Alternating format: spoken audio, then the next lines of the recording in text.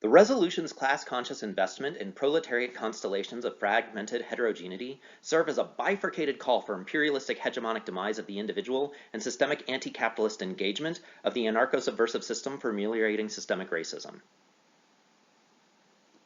If you've been around this activity, policy debate, for any length of time in recent years, you've probably heard debaters speak like that. And to be honest, what I just said was complete and utter nonsense. I simply threw some words onto a piece of paper and I read them to you. But it's when we hear debaters use that type of language that so many people start saying, A, I'm done with policy debate, or B, Ks are stupid. And I used to be one of those individuals. I used to be one of the people who said, I hate Ks. I hate critiques. I'm still not necessarily a huge fan of them, but I don't say that I hate them anymore. And part of it was, it's been about, I don't know, a decade now since this took place, but I had a former debater of mine named Sean Lichtefeld, who debated Lincoln Douglas. He was a Lincoln Douglas debater for me when I coached him. And then he went off to Florida State University where he competed, and then he became a graduate assistant at Wake Forest eventually. And he would sometimes come, and once he was done at Wake Forest, he would come and serve as a volunteer judge for my teams that I was coaching. And he would listen to me say, I hate Ks, I hate critiques.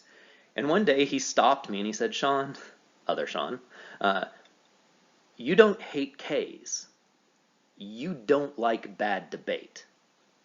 And I kind of looked at him and I went, yeah, I don't see your point. And he said, K debate isn't necessarily a bad thing. You just don't like critiques because so many of the rounds that you've judged with critiques end up being bad debates.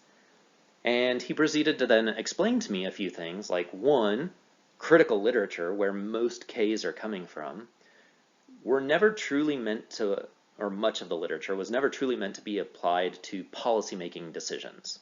They certainly weren't meant to be applied in a policy debate round. And so they weren't speaking to the right audience. They haven't been, the literature isn't really crafted for the most part to be super useful to us as debaters, as coaches, as judges.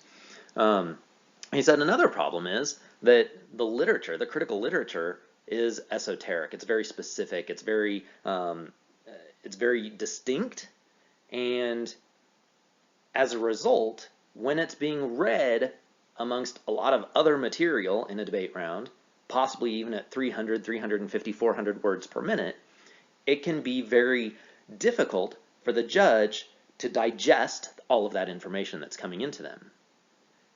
And then you add on to the fact that so many debaters, especially at the high school level, don't really understand the material that they've been reading, and they simply throw it out there and try and use it as a winning strategy. They haven't taken the time to necessarily understand it. Throw all of that together, and it can lead to messy debates. It can make for situations that I am uncomfortable judging, that is not pleasant for a number of people to judge those rounds. But I took Sean's words to heart, and I started listening to more and more debaters, and I saw some very good K debaters. And I started to realize that in many cases, Ks can actually be very useful and very helpful and something that we should consider, especially as coaches working with our debaters. For one, it is actually real world. Despite what you might think or kind of our initial reaction to it, it is actually a real world form of disagreeing with policy or disagreeing with or thinking about what we should do in this world, right? Principled stances and choosing to disengage from certain forms of research for principled stances is a very real thing. It's something that people actually do in the world. It's no coincidence that critiques get some of their background from Lincoln Douglas and Cross-Examination Debate Association, right? In the early days of CETA and in Lincoln Douglas, students take principled stances and they say that these are the principles which we should strive to achieve. Critiques are really doing much of the same type of work. It's turning those principled ideas into a policy form of argumentation. A couple of my debaters, Skylar Heckner and Tarek Rutherford, also did some work to convince me of why critiques are actually helpful and beneficial, especially for small circuit teams. I used to coach up in Alaska, and for teams in Alaska, as well as many other small circuit teams, over the course of a season, in your local area, you may only be exposed to a half dozen or a dozen different affirmative cases on this year's debate topic. And so those small circuit teams have a difficulty when they go to the national championships, things hosted by, or tournaments hosted by the National Speech and Debate Association or the National Catholic Forensics League. Or you go to those tournaments, and all of a sudden, instead of being exposed to only 12 cases over the course of a year, now you have very little predictability and understanding of what teams might be running. And if you're from a traditional circuit where all you do is case debate, or mostly case debate, case-specific links on disadvantages, it can be very difficult for you to compete. And that's one of the reasons why so many small circuit teams don't think that they can be competitive when they go to nationals. And Tarek and Skylar said, you know what, if we pick a critique, if we start arguing the perspective of a critique, and we figure out how to explain that critique in a way that a traditional judge or a lay judge or a communications-based judge will listen to, we could actually be quite good at arguing critiques, and then when we go to nationals, we'll have an all-purpose argument that will allow us to be competitive. And Tarek and Skylar were quite competitive. They actually ended up making it to quarterfinals at NCFL Nationals. Tarek was 12th speaker at NSDA in policy. And so, like, you can use critiques, even from a small circuit team, to make yourself a little bit more competitive. But I will say that if you are a debater and you are jumping in, you're like, I want to run Ks. I want to be a K debater. If this is your starting point, you're at the wrong place. Okay? I would venture to argue that anyone who is good at the K debate, truly good at the K debate, understands the foundations of policy debate first. They have started at the beginning. They understand how you construct a meaningful and persuasive affirmative case using the stock issues. They understand how those issues help us to analyze a problem and a solution. And in reality, we used those structures to help us develop the structures for disadvantages and for counterplans. So you need to understand the foundations of policy debate first, even to understand those. And then if you understand disadvantages and counterplans, you can understand critiques. But I would argue that it's difficult to jump in feet first at the K level. You have to start at the beginning. So let's talk about the K, or the critique. I would say that it's the fourth major offensive negative argument that is available to students, right? You have topicality as your first offensive argument, then disadvantages, then counterplans. Then you can throw in critiques on top of that. These critiques challenge or question the assumptions of your opponent. Right? You might be looking at language, the language that your opponents are using to speak. Some of the early forms of argument critiques were language-based critiques, where someone would either use language which was maybe sexist, or they would quote authors in their evidence that were using sexist language and things like that, and so people would critique the language of their opponents. You might critique the methodology used to study and address a specific problem, or you might look at the perspectives that they're using, the strategic choices they're using in round. There's all kinds of different things that you can look at in order to critique the assumptions behind what your opponent is talking about. And so one thing that again, Tarek and Skylar shared with me was this idea of debate university. If we were to conceptualize debate, specifically policy debate, as a university that had two departments, the College of Policy and the College of Critique. The College of Policy is taking its foundations from the departments of political science, international relations, economics, and sociology, and so forth, right? And that's where we talk about why different governments are going to behave different certain ways, the national security issues that come up, how we address different problems around the world, climate change, and so forth. But then there's a separate college within our university, the College of the Critique.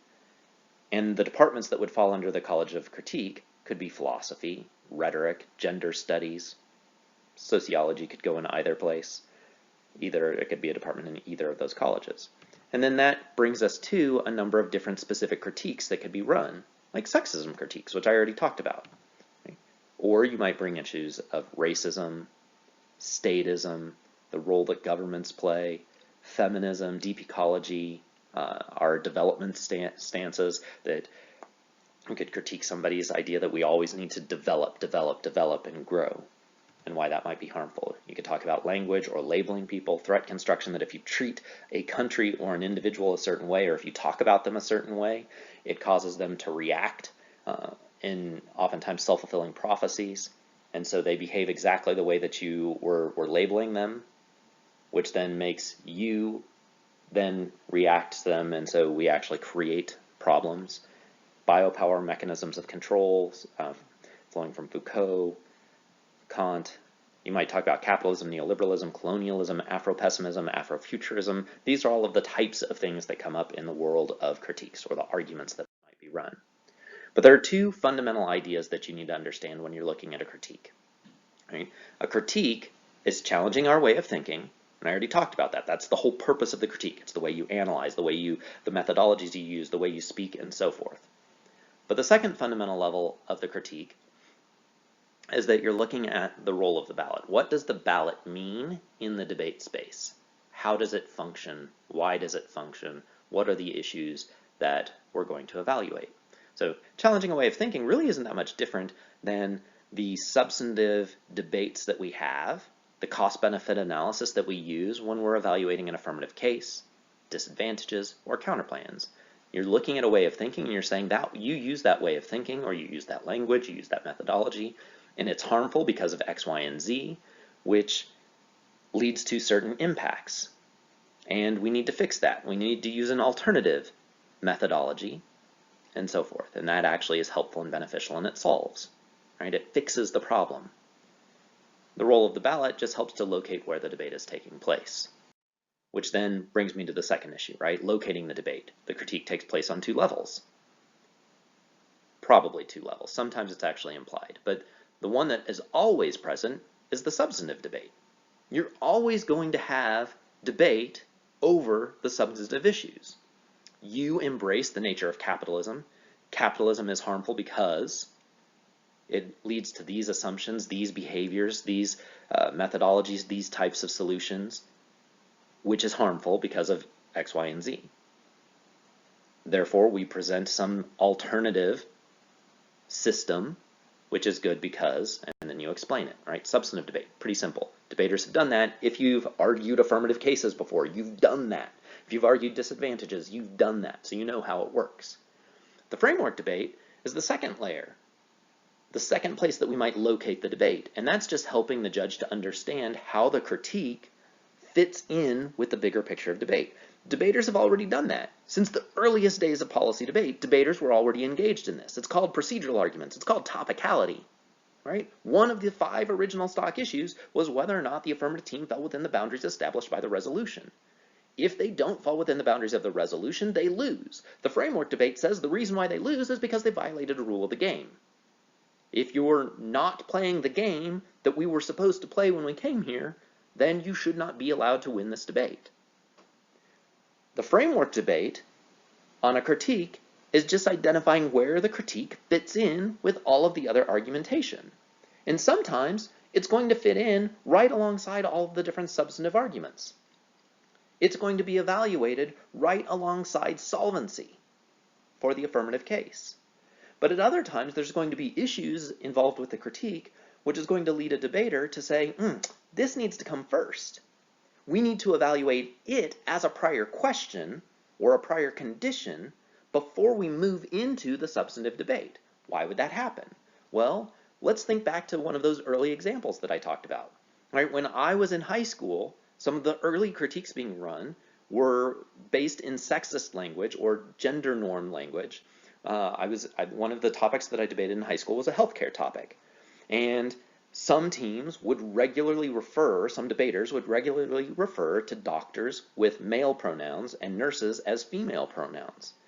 And debaters would come in and they would say, hey, you are entrenching these perspectives that there are certain jobs that are designed or acceptable for men to fill, and different jobs that women should fulfill or should fill. And so that's harmful to both men and women. So they would critique this gender-based language. Now, of course, their opponents might come in and say, well, that's fine and well, but my case saves 100,000 people's lives, or 1 million people's lives, or 1 billion people's lives, right? And then the debaters would step back and go, ooh, okay, so we've got the sexist language versus saving all of these lives in the world of debate. How do we make this meaningful? Well, it's called the framework debate. This activity is fundamentally an academic activity before it's a competitive activity, or this is what you might argue on the framework. It's an academic activity first, and as educators, judges have an ethical responsibility to promote fairness, equity, equality, justice, etc. And so that language, that harmful language, is harmful in the real world and is something that the judge should evaluate first. That's all the framework debate is. It's explaining where the critique fits in with everything else and why. And it's no different than arguing topicality. When you argue the stock issue of topicality, you're explaining that there are certain issues which need to come before the benefits of a plan, which isn't actually going to go into effect at the end of the debate. Okay. So then, you look at the critique. After you understand the framework and those sorts of things and locating where the debate takes place. The critique proper, the critique itself, has 3 core issues. This is not all that different than the stock issues of an affirmative case, right? Every argument that we run in debate has core elements. An affirmative case has 5 stock issues, right? You're identifying inherency, significance, harms, topicality, and solvency. Sometimes we combine significance and harms, but those are the 5 stock issues. You present all 5 of those and it tells a compelling case. Every communications professor will tell you that those are the elements of a problem solution speech format. They just don't use the same jargon, right? But those are the core issues of an affirmative case. A disadvantage has a link, a brink, and an impact. A counterplan traditionally has 4 stock issues. It has to be non-topical, it has to be competitive, it has to be solvent, and it needs a net benefit. The critique also has 3 core issues: the link, the impact, and the alternative. And if you understand, like I said, those prior arguments, a K is very simple to understand too. The link is an explanation of how it applies, how the argument applies to the other team. The impact is why it's bad. The alternative is a way out, a way to fix the problem. So let's look at the link of a critique. Where do the links of a critique come from? There are 4 basic places that they might come from. Rhetorical links are when you are looking at the speech of your opponent, the words that they are choosing to use, and you identify a problem with it. And you say, this needs to be fixed. Like, you are using harmful language. There can be structural links, which say that you are using a system which is inherently harmful. Right? The United States federal government uses these mechanisms to implement policy, and they are harmful. Or assumptions. You are making certain assumptions that are maybe harmful. That might be, we place our faith in the federal government. Every single year, for 100 years, policy debate has said, resolve, the United States federal government should. Right? We are putting our faith in a hierarchical system to address problems. You take the power out of the hands of the people. So you might link to the assumptions or the structural assumptions, right? The resolution points to the U.S. federal government, or maybe it points to a specific department within the federal government, or maybe like on this year's the 2021 policy debate topic is the criminal justice system. When we advocate for a certain organization, there are structural assumptions used by those organizations. They implement their policies based on a certain framework, a certain paradigm, a certain philosophy about people, individuals, the world, races, genders, etc., and you get your link from there. Right? So there's 4 basic places that you can locate the link for a critique. How do you explain it? Well, it could be simply normalizing. You normalize a certain way of looking at the world. That would go back to that language-based critique that I used as the example from when I was in high school on the healthcare topic, right? You use that type of language that promotes gender norms, and it normalizes it.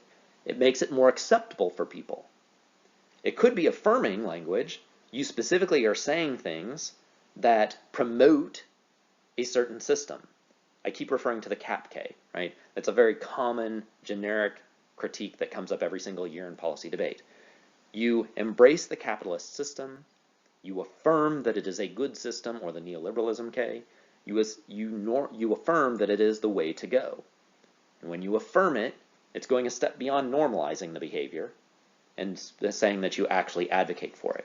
It could be dismissing. It could be that you identify something, but you completely ignore it. You dismiss it as something that's not relevant, something that's not important, or you ignore it. You are blind to it. You don't acknowledge that it exists. You go about your day because it's easier to just not be aware. And that is harmful. Now, what does that do for you? If you look at the where and the how, that's your link and your internal link. Right? So you are creating a link and an internal link story just like you do on a disadvantage. Then you move into the impact. And again, this is no different than what you do on a disadvantage, except that you're explaining why the way of thinking, why the methodology, why the chosen language is harmful to society. What is bad about it? What are the harms associated with it? You provide that impact, and you give us a reason to reject. But if you stop with the critique there at the link and the impact, you're not going to get very far most of the time. And the reason is because essentially at this point the critique is a non-unique disadvantage. Right? With a disadvantage, you're saying this is your course of action, it triggers this. But if that disadvantage is non-unique, if we are already past the point of no return for post-brink, right, it doesn't matter. The harm is already done. Well, oftentimes with a critique, you are actually going to link to both the status quo and the affirmative team. Because that system, that language, that methodology is already present and ever present in our society. So it's a non-unique disad. It's a non-unique critique. So what's our way out? Well, it's to incorporate an alternative, just like a counterplan can do, right? Oftentimes we run counterplans as a uniqueness generating counterplan for our disadvantages. When we know that our disadvantage is non-unique, we can run a counterplan which implements a new policy that would avoid the disads. That's all you're doing with an alternative on a critique. You are presenting an alternative methodology, an alternative way of speaking, an alternative perspective, an alternative way of analyzing or viewing the world, so that you can get away from the harms of the present system. This is where another one of the problems comes in with K debates, though, is that a lot of K debaters don't take the time to truly explore the alternative. Right? They throw out the link, they do a pretty good job of explaining the link story and the impact story, but judges are left scratching their head because they don't understand what the alternative is, how it works, why it's going to fix things, because the debater didn't explain them. Just like you would do with a counterplan, you need to actually explain that alternative. Right? You are explaining that alternative perspective, and you really need to explain it. What does it look like? If somebody runs a capitalism critique, it's not enough to just say, you use capitalist thinking is harmful because of X, Y, and Z, alt is soc, alternative, alt, short for alternative. The alt is socialism. It's not enough to just say that. You need to actually explain what that economic system looks like. How does it function? How does it operate? I mean, there's a lot of different views of socialism, first of all. Right? There are gradations of socialism. So what exactly do you mean by the word socialism? How does that economic system function? You need to be able to explain that, just like you would need to be able to explain your affirmative case or your counterplan text. How does it work? And then you need to explain why that new system, that new perspective, that new methodology actually solves the problems that your opponent's way of thinking causes, the impacts that it causes, right? Why do you fix those problems? You need to be able to, or the critique debater needs to be able to explain that solvency story quickly, clearly, easily, directly. So in a K debate, it is incumbent upon the debater to keep the debate as simple as possible, right? You don't get rewarded in public speaking situations. You don't get rewarded in policy debate for, as my English teacher and my high school debate coach used to say, right? You don't get rewarded for using the SAT words. In a debate, you need to keep things simple. Break it down to its simplest level, simplest form. So explain the link clearly, the internal link chain, the impact, explain what your alternative means, and then provide solvency, an explanation of how it works. Once you've done that, then you're going to explore the framework. And like I said, framework is really just looking at the role of the ballot and how the argument fits in with everything else. It's prioritizing arguments. Right? It's possible that the counterplan, the critique is operating on the same level as the affirmative case does. It's a substantive argument. And so your role of the ballot in that instance is simply going to be prioritizing which substantive issue is more important, just like you would if you were arguing a disadvantage versus the advantages of the case. Which one is more important? It's your decision-making calculus. It's where the arguments fit in, maybe like topicality does. To understand that framework debate, you need to recognize that there are three forms of framework for a critique. There are pre-fiat critiques, there are fiat-based critiques, and there are both. A pre-fiat critique is the one that says that this is a prior ethical condition, for example, that needs to be evaluated by the judge first. That you have an ethical and moral responsibility to act here first, before you look at the effects of case. A fiat-based critique is the one that works alongside the substantive issues, right? The stock issues of significance, harms, inherency, and solvency, disadvantages, and so forth. For example, if somebody runs a capitalism critique or a neoliberalism critique, they would argue that the capitalist system, they would likely argue that the capitalist system causes competition, which leads to warfare, and so forth.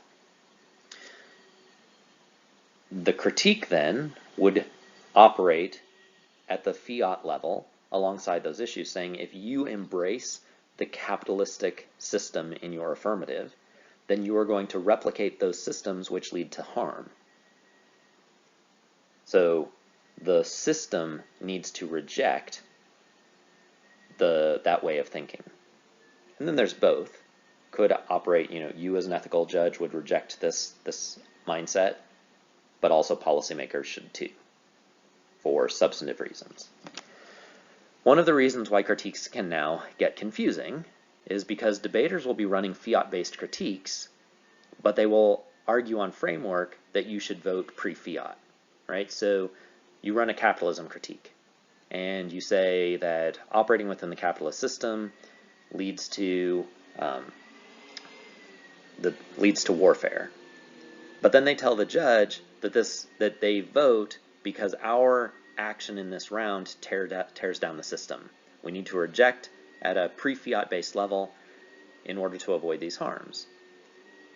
But that doesn't make sense with the impact story, right? This in-round pre-fiat analysis isn't actually going to bring about solvency. How does Sean Briscoe signing the ballot AF prevent warfare? Right? So sometimes debaters just aren't actually aware of where their critique is actually functioning, and so they're arguing a framework which is incompatible with the impacts of the critique that they're running. And then, we already talked about that. Where do you run the framework? So when it comes to running the framework debate, debaters might do it as a separate off-case argument. A lot of times they run their cake proper, the link, impact, and alternative in the first negative constructive, and then the framework would be a separate off-case piece of paper, a separate off-case argument in the negative block, and maybe in response to arguments made by the affirmative team on where does this argument fit in and so forth. It could actually be part of the alternative. It could be interwoven into the alternative, where you get to the alternative and you break it into different pieces. An explanation of what the alternative is, an explanation of how it solves, and an explanation of how that argument fits into the larger picture. Or it could be implicitly stated in the taglines of the cards, right? If you are reading a card that says that our individual behaviors in this round lead to problems, lead to harm, then that would be implicitly stated that it's a pre-fiat critique, that it's something that gets evaluated first. But if I am saying that the system needs to be overhauled in order to right the wrongs of the methodology, then you would implicitly be saying that it is a substantive issue that gets evaluated alongside the impacts of the affirmative case. So how do critiques win? How do you use a critique in order to win a debate round? One way is simply to argue that it's a superior framework for understanding how the world works, right? That this way of thinking, this way of acting, this way of talking is a better way of addressing the problems of the world. It could be ethical decision making, that we as ethical beings should reject certain mindsets or certain language choices, certain ways of viewing other individuals, and this is something that you as an educator need to vote on first.